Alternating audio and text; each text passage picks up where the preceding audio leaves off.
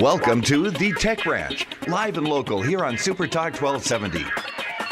The latest gadgets, online security, websites and apps, social media, and so much more. How can technology help you? Let's find out. It's time for the Tech Ranch on Super Talk 1270. Hey, thanks, Jim. How's everything out there in tech world?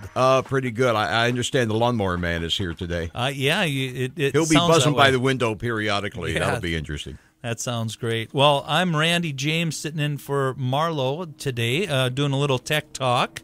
He had asked me to come in and do some talking about the different changeover from the analog recording into the digital world we're now in these days. You are a musician, right? I am, yes. Performer. Yep. Randy James from the Randy James Band. Yeah, we're playing actively next weekend. We're up the river, or excuse me, up the road a little bit. So yeah, up the river, not up the river. Oh, I was going to say we're up in Mercer up there, and so we're actively doing that. And I ran into Marlo, and he knows I record and do all kinds of different stuff. So he had asked a little bit of me coming in and giving my information that I have in regards to the experiences I've had as a musician, recording from the analog stages to, of course, now with all the digital stuff out there that really has made it quite an interesting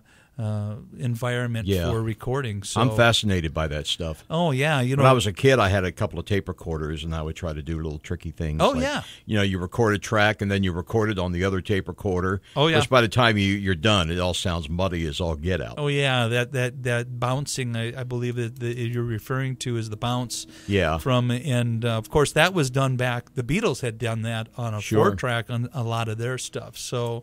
My experience with it in the studio was with the Tascam 24 track. That was the old big fat wide that all 24 tracks would go on to, and that was the analog. That was my first, other than a cassette and different things like that. That was my first multi-track experience. You started with a 24.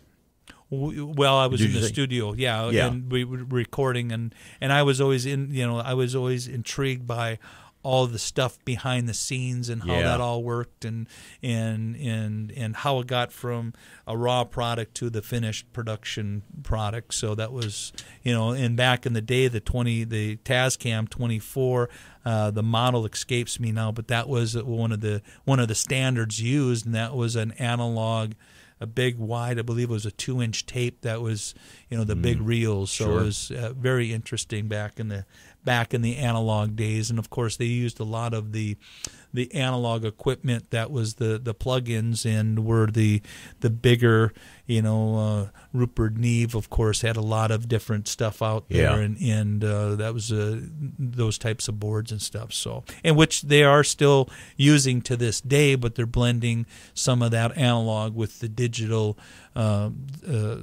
With digital, it's simple, cut and paste, and I shouldn't say simpler than back when it was analog. So what is standard now for a recording studio? How many tracks? It's almost unlimited. Really? It depends upon the size of your CPU and all the different things that are going on. Because not all, but most of that is done, on computer, based on that. So you can have upwards to 180 tracks on a. Is there a downside to that, though? I mean, can you get drunk with power? Can you get Phil Spector syndrome, as it were, and just go crazy with it? Well, I think, like anything, it can be overworked. So sometimes the one-off, the simplicity of that, and we try to do that when we're recording in the studio, is not to overproduce it, or else so you still get some of those nuances of maybe a mistake or something that's in there that still feels like a live performance. So it doesn't get so so sterile or stagnant in the mixing platform. So an occasional bum note is not necessarily a bad thing. No, it is something that a lot of people that record say, well, play it enough times and it becomes not a wrong note. It's the right note. So well, the Beatles taught us that. That's right. They kept all their mistakes, it seemed. Beach Boys too. Yeah, that's right. Yeah. So a lot of that is, it's all the interpretation of that recording and stuff like that. Sure. So sometimes you get in the studio and you may get to a point of recording and it just gets that first time you record it, it's sounding great, and you go back thinking you want to fix something, and you wreck the track. Yeah. It does not.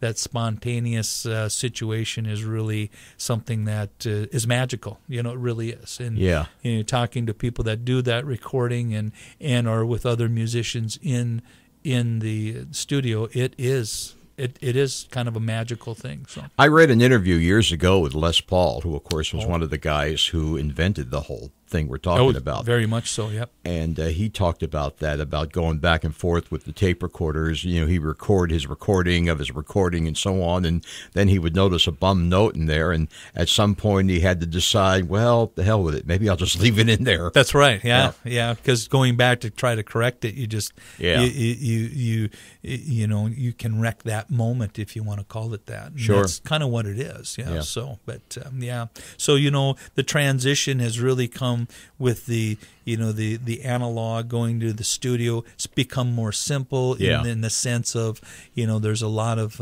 DAW stuff out there that's DAW, the software that you can use to record, and it takes in most cases just a little interface, and you can record multiple times and multiple tracks and go through that. So we've got a miniature version of it here. We have Adobe.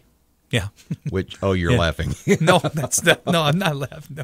It gets the job done. Sure. It serves its purpose for us. No. I don't know how close to cutting edge it is, but for us, it does what it's supposed to do. And that's the need of any type of tool or technology is that, fitting that need. If you have too much, if you overbuy technology, it's outdated anyway, so you're kind of overspending. So you should buy within whatever that need is. And that's where it becomes interesting in everything. It seems to me, Randy, that you're better off learning to work with what you have. Oh, very much rather than getting obsessed with buying the prettiest, shiniest new toy. That's right. You know, most players out there that are playing, they've got their go-to stuff, and it's usually well used because for a reason. So a lot of guitar collectors, for matter of fact, look for the really used guitars because they know they've been played. Oh, I love the old guitars. Yeah. I was showing my dad my guitar one time, and he says, "Well, the neck is all aged and everything." Rubbed off. I said, I'd explain to him it's a good thing. Yeah, that's right. It's not been sitting makes in the tone corner. better. Well, and not only that, it's been played. Yes. So somebody made a lot of music with that. So been broken in. That's right. You bet. So, yeah. We do have to take a break. Okay, sounds we good, will Jim. continue with Randy James. We're talking music, talking blues, talking rock and roll. Sitting in for Marlo this week on the Tech Ranch. All right. Right now it's 53. On Twitter, Facebook, online, and YouTube. SuperTalk1270.com. A little sampling of Sgt. Pepper there for the 50th anniversary, which is next month. Yeah. I think the official release was June the 1st, 1967. Okay. Sound about right to you, Randy? Yeah, that sounds right in that wheelhouse. And once again, we're talking about the art of recording. Yeah. And the amazing advances that have been made, and things are getting more futuristic all the time. And with me today, in for Marlo, let's say hello once again to musician, record producer, all-around musical talent, Randy James. Hey, thanks, Jim. Hey, yeah, we left off the last time with the Tascam on the last segment, and that moved into the ADAT, which was the digital segment, which recorded 8 tracks onto the Super VHS tapes, the old those tapes, the big tape cartridges, and that was kind of leading edge, and I believe that was, not exactly sure on the date time on that. I think that was either early 90s or mid 90s when ADAT Alesis came up with the ADAT format, and that was kind of the predecessor to what we're seeing today in regards to digital and the different bit rates. I think back in the day it was 16 and moved on to 20 and now 24. And these are just the rate of the information being played back. A lot of times when people would listen to the digital recordings versus the analog, they always got that.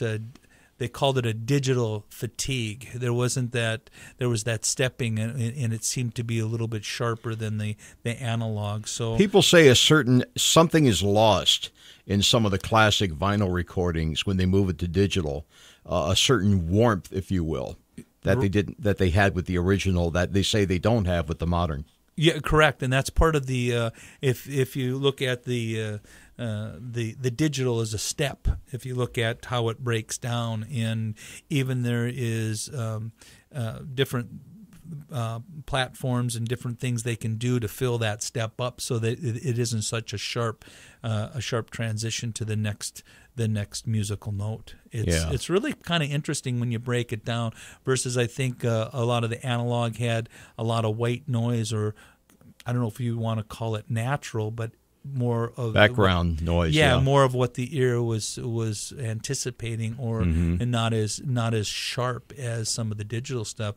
So they've really blended a lot of that with the processing in regards to the digital. They brought back some of the preamp tubes in a digital format just to try to warm up some of the signal, to bring back some of that lost warmth, I guess would be a good way of putting it, versus that digital, because sometimes that digital can, not so much anymore, but back when it first was introduced, was really, could be really harsh listening to it for long periods of time. So, it's pretty interesting. So, but, Alesis came up with the ADAT, and that was just unbelievable in regards to what was going on out there in the digital world. And of course, then Tascam came along, and all other vendors came along and started doing that same type of format, which has now moved forward into the computers, into the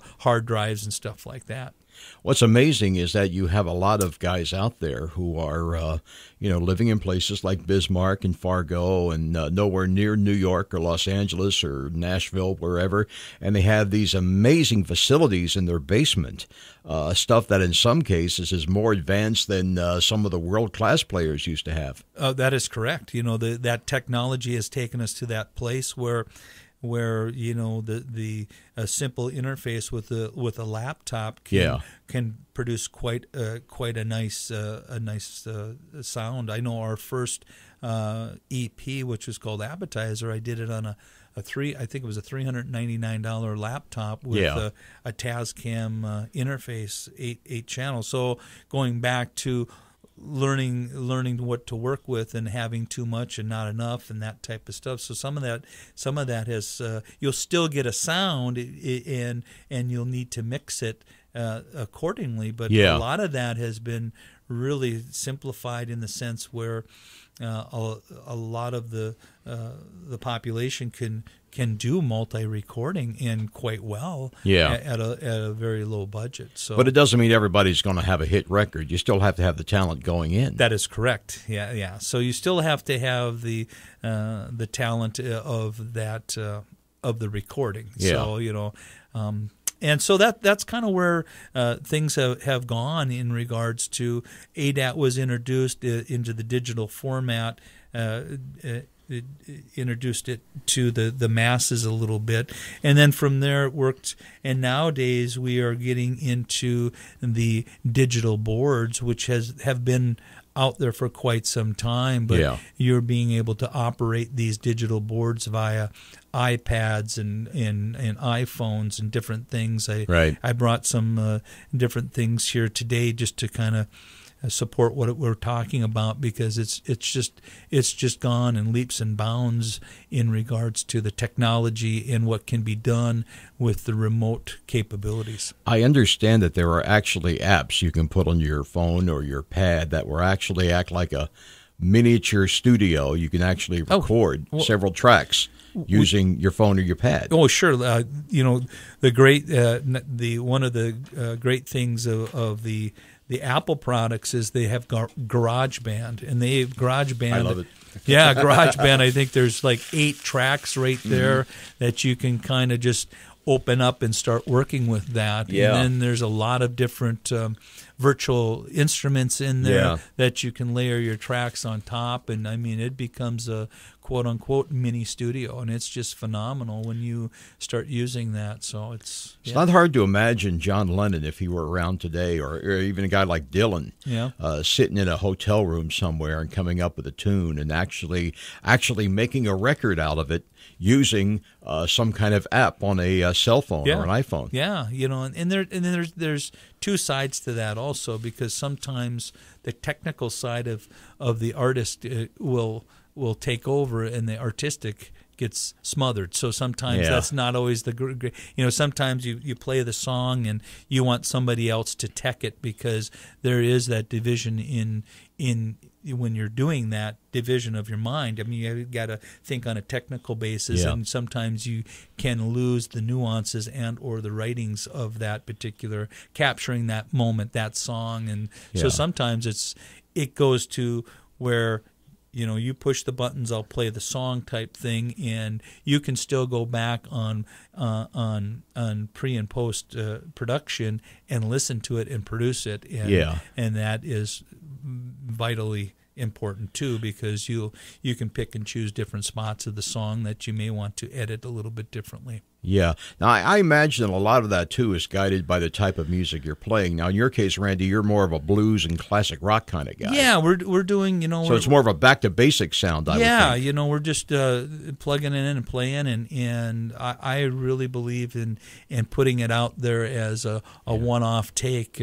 Maybe go over and do the vocals and maybe some backing vocals, but not overwork it too much, because I think that is the objective for us anyway. Some of this stuff comes out and it's so hard to produce live other than having a electronic backing track to play along with, or almost like, and nothing against karaoke, but almost something of that nature. Versus when you're up there playing it, you want it to sound close to what the recording sounds, and that's my take on it, because it can get to the point where it gets overproduced and you can't produce that live. It's like doing multiple tracks on guitar and trying to cover that with one guitar, and you've got 3 different parts going on. It's just almost impossible. Well, that kind of happened with the Beatles, of course, when they got into Sgt. Pepper, which we heard from earlier, and they got to a point where it was impossible for them to have actually, at least given the technology of the time,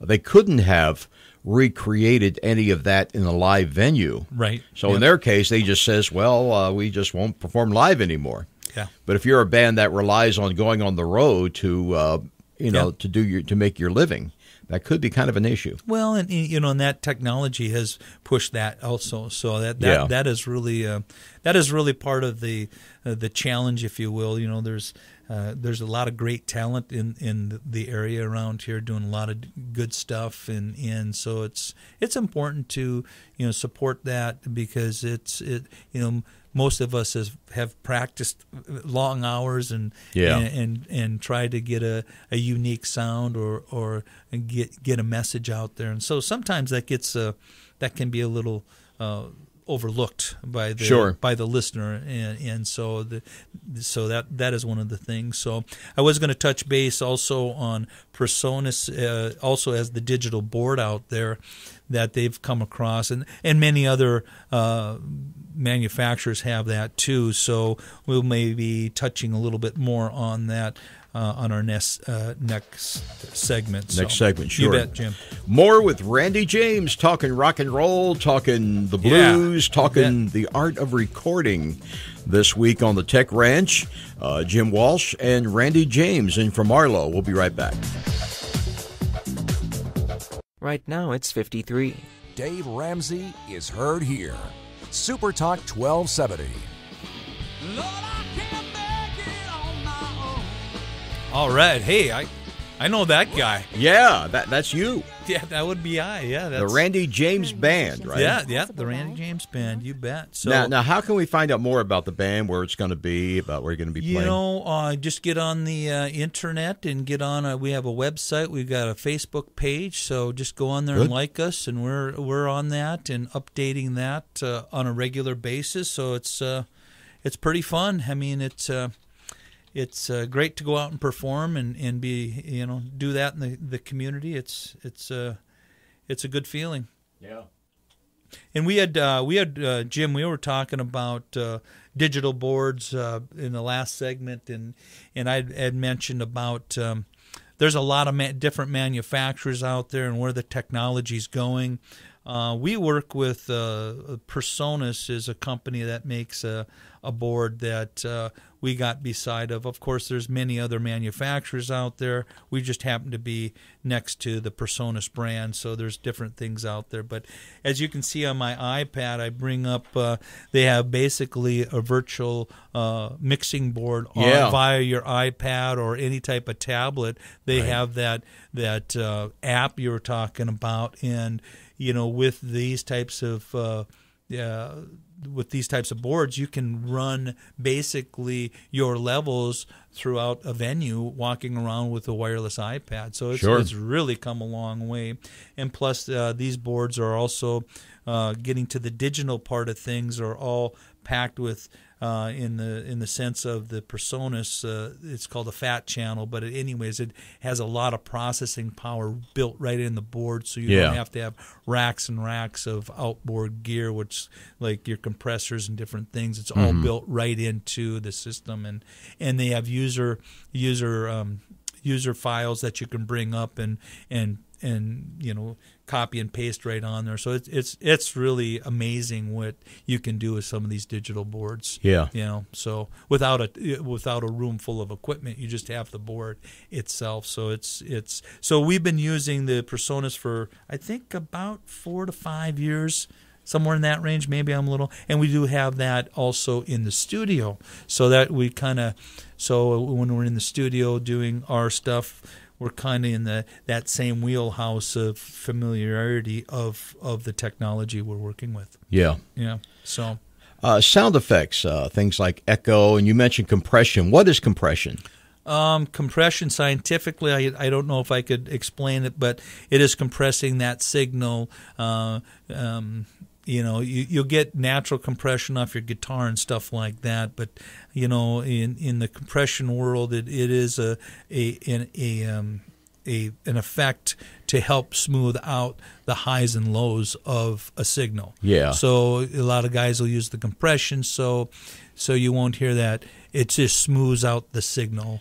Is a good way of layman's terms of putting it out there. So. Yeah, back in the old days, in the days of, even going back to the days of AM, music on AM radio, a lot of groups, including the Beatles, they would put this compression on their music, just so, like you say, it would kind of, you lose something in the dynamics of it all. A little bit if you overdo it. Yeah, but on the radio, you want the presence there. You want it to really jump out at you. That punch, yeah. And, like if a record begins really low, like some records, like a Roberta Flack record or something. Sure. You don't necessarily want that on the radio. You want something that's going to jump out a little more. Right. It depends on the format, too, because, your album formats, they kind of went back the other way toward, better fidelity and more dynamic range. Right. So, again, it depends on what you want. Well, and I think a lot of times you'll hear where the compressors used in regards to the commercials. Yes. Because you'll be listening to, even on TV, you'll be listening to something and you're like, have the volume at a certain level, and then all of a sudden the commercial comes on and you're like, wow, that's really loud. Well, I hate that, yeah. Yeah, I mean, that's part of I don't like when they do that. No, it's kind of, but that is part of what compression can do, in whether it's used that way or in music. Right. So yeah, that's kind of what they've done. With some of the digital boards, I mean, it's from all the reverbs in there, all the choruses are, the chorus effects are in there, all that compression. So it really has come a long way from back when the Tascam 24 track, we were in the studio. There's Fairchild back in the day made a compressor, and now these are vintage units, and all these big guru guys that produce are looking for these, and they tell everybody that they all sound a little bit unique. And so some of these manufacturers are looking to emulate or copy that sound in a digital format. And I've heard that. Yeah, that a lot of the more up to date guys, they look for the old equipment. They say, "Well, I want to make a record that sounds like Buddy Holly." Yeah. And they say, "Well, what did Buddy use? That's right. What did Norman Petty use to record him in that studio in New Mexico?" That's right. Well, they got a such and such, and they go somewhere and they find one. Yeah, I mean, and it's really kind of interesting as we all start out with in anything. It's the budget is usually tight, so you try to do it one way. Well, just like you mentioned, they want it sound a certain way, and they go out and they purchase to be quite expensive vintage gear, and it takes a lot to maintain this, from tubes to resistors to all types of different things that are going on with the analog stuff. I heard a funny story. I don't know if it's true. Maybe you've heard it too. There was a story that the old Gold Star studio in California, where so many classic records were made, Pet Sounds and the old Phil Spector recordings, Phil himself in later years, this is before he had all the legal issues, he went back with some of the old artists. He said he wanted, just for the hell of it, he wanted to go in there and see if he could recreate the old sound. And he couldn't. For the life of them, he did all the tweaking. They brought in some of the old equipment, and what they found out was there was one significant difference in the layout of the studio. In the old days, there was a big, giant septic tank buried in the ground right next to the studio, and what they found out was the resonance from this cistern, this septic tank, was contributing to the reverb sound effect of those old records. Well, and that's why it's so important to have that your room treated a little bit, and back, and there's a lot to that. They used to make the big chambers, reverb chambers, and some radio stations had them too. Yeah, a big hole in the wall. Set the amp way back, and the placement of the mics would be different, just so they get that natural reverb of that room. So so now it's done in the box, so to speak, in the computer and stuff like that. So not always, that's why a lot of times when you'll go out and play and hear a sound of a certain room, like you were saying, this cistern or this tank on the side of it. There's a lot to that. You can hear it in every room. I like to do a clap test, was what I call it. So when I walk into a room, I give it a clap like that to see what the room sounds like, empty, and then when you get people in there, it's going to sound differently, of course, with the live people absorbing sound. Yeah, sometimes a funky old room. I've heard of people who used like an old abandoned church to record, and it got a great sound. Oh yeah, well, you get the natural cathedral-y, or that, and that is even an effect that they use on some of the reverb, is a cathedral effect, so they get that big boom of that big big room sound. So there was one of the old Elvis records, one of the early ones. I think it was his version of Blue Moon, which is very echoey. It was like bouncing all over the place. They said whoever it was, Sam Phillips or whoever it was who recorded it, produced it, they to get the echo, they opened the door to the basement. Oh, sure. So the echo, it bounced down, down the stairs, down to the basement and back.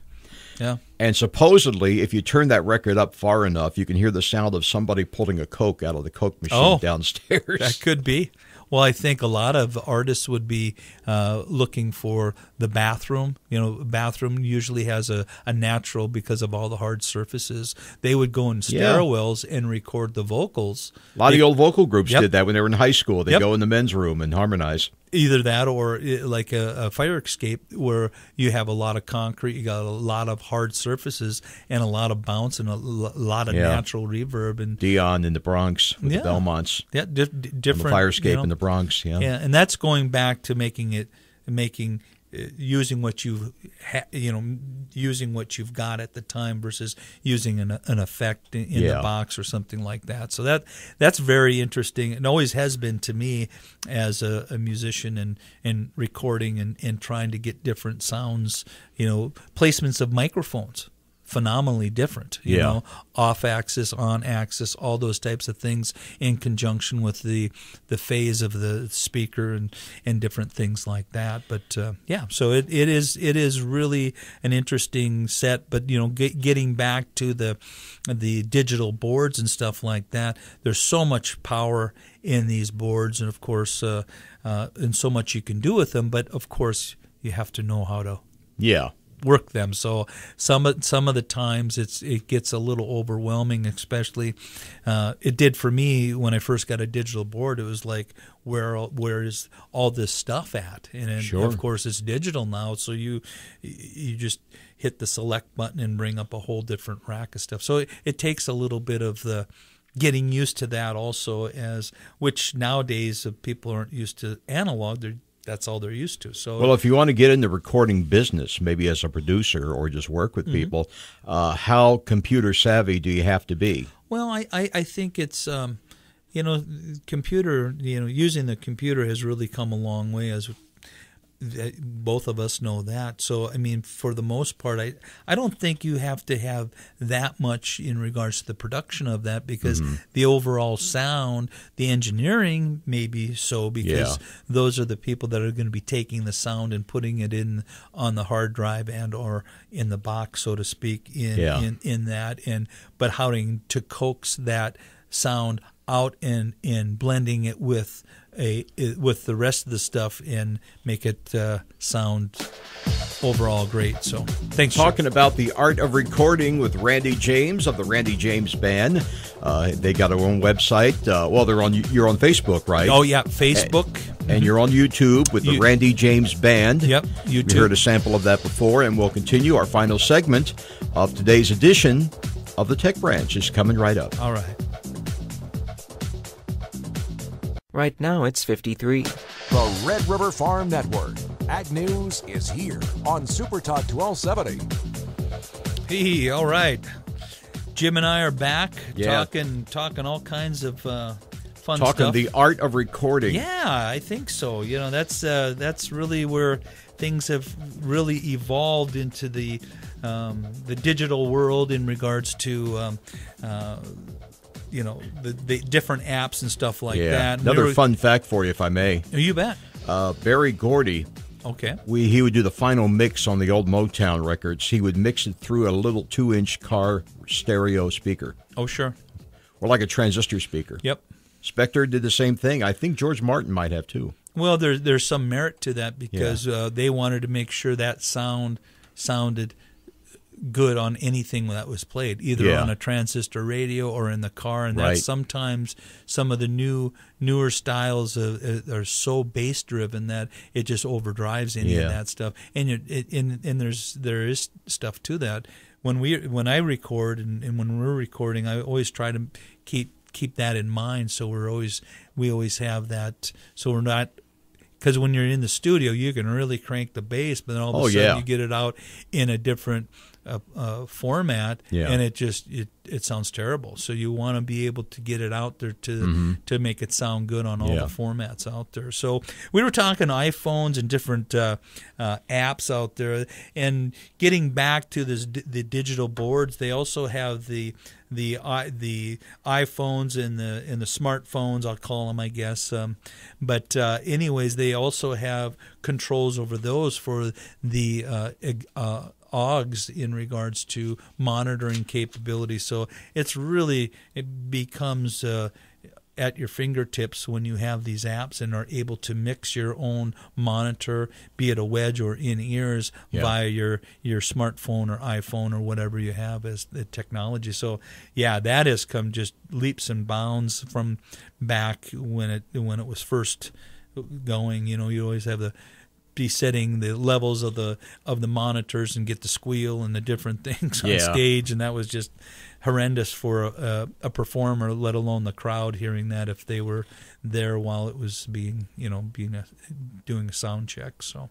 Well, the Beatles, I think it was "I Feel Fine." They had that little squeal at the beginning of the record, and they said, John Lennon said, "Leave it in."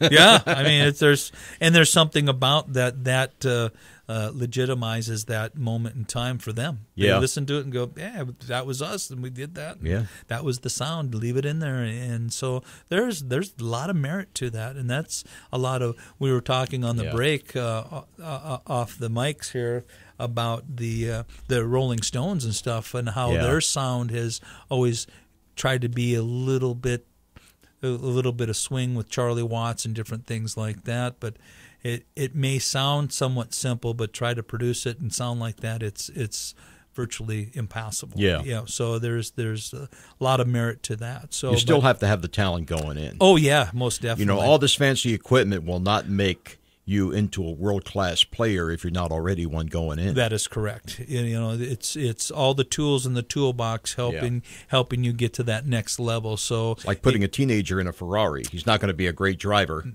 Correct. Necessarily, unless he already is. That is right. Yeah. So getting back a little bit with the iPhone and stuff and the smartphones, there's just so much technology out there. So if you're out there, doing recording and stuff like that, check out some of those apps. A lot of them are free apps that are on the phones and on the tablets and stuff like that. Could you mention those again? You mentioned GarageBand, right? That is Apple's version of their recording, and I think that comes with all their product that comes on their phones. Right. And I kind of went with Apple on our end because they were so simple to use. I had the PC version of that type of stuff, and it just got to be a little bit frustrating. So changed over to the iPhone and the Apple products. But GarageBand is a great place to start in regards to doing multiple recordings, and you can do all the virtual instruments in there and do your vocal track over the top and or plug in your guitar and your drums. They have a click track for you to play along with. So that in a sense has become easier, but sometimes you don't want to be too technology because you lose the song. The song changes because you're more worried about it being recorded correctly, like we were talking about the squeals and the mistakes. Yeah. That's live. So, what about some thoughts on recording the human voice?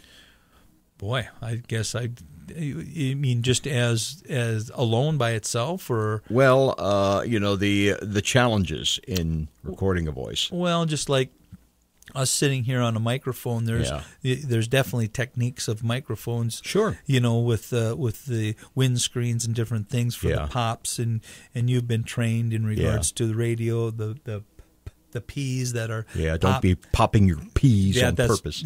Because they just blow the meters and stuff like that. So those types of things, and working the microphone correctly, especially in a live application, coming off the mic if you're screaming in it or singing loudly into it, or that type of stuff. So, but there's definitely different venues. I guess I've never really sat down and just did a vocal, either a talk and or a narrative, versus some singing, that type of thing with other instruments.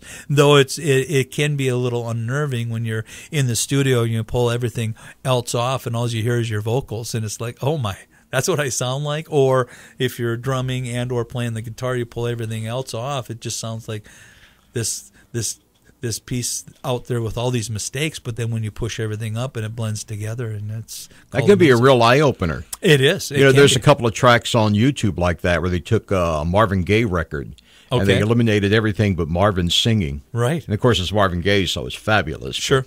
That wouldn't always be the case necessarily. Well, right. Or the instrumentation if you're pulling things up. And that's what the producer's doing. That's, in he, she, they, whoever is producing that, they basically, that's their talent is to blend that out and come up with that end result that's it's going to work. Yeah, I wonder if a lot of folks realize that in this day and age, you don't record everything all at once. No. You don't just turn on the machine and the band starts playing. Yeah, exactly right. This would probably be a couple more segments, but there's a lot of over the internet recording, basically. Yeah. So I'll be recording on a guitar, and I'll have a friend or an associate in another town playing drums that's in New York, and we're in North Dakota, or vice versa, that type of stuff. So that is really, with the internet and the capabilities of the bandwidths over the internet, and that's the other key,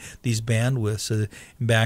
Back before the bandwidths were wide enough, hence that's why when you went to a phone line and tried to do the internet, it took forever. Right. I think it was the DSL or whatever.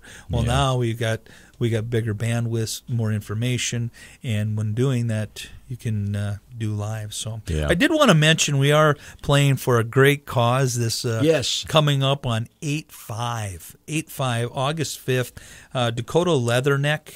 The Leathernecks, excuse me, they're the Marine House west of town. Right. And they're setting up the Marine House to help Marine families that are going through crises and stuff like that. We'll be playing on August 5th of 2017, and they are selling tickets for Harley Davidson. So get on. Cool. Yeah, it's really a CVO. I think it's a 2009. I don't have all the details in front of me, but something that listeners can go into the Facebook and or the internet. But it's Dakota Leathernecks and great cause, helping the Marines with their struggles. Some of the families with deployment issues and families not having family around. So they certainly pay their dues. They're most definitely. Jim, this has been a pleasure. Thank you, sir. I hope we can do it again. Sincerely, hope I didn't jump on your case too much. We're all good. So thanks for having me. The Randy James Band. You can find them on Facebook. You got it. And watch for Randy and the band coming to a venue near you. You bet. Thanks, Jim. For Marlo and Jim, and that's me and Randy. Thank you. Thanks. More of the Tech Ranch next week.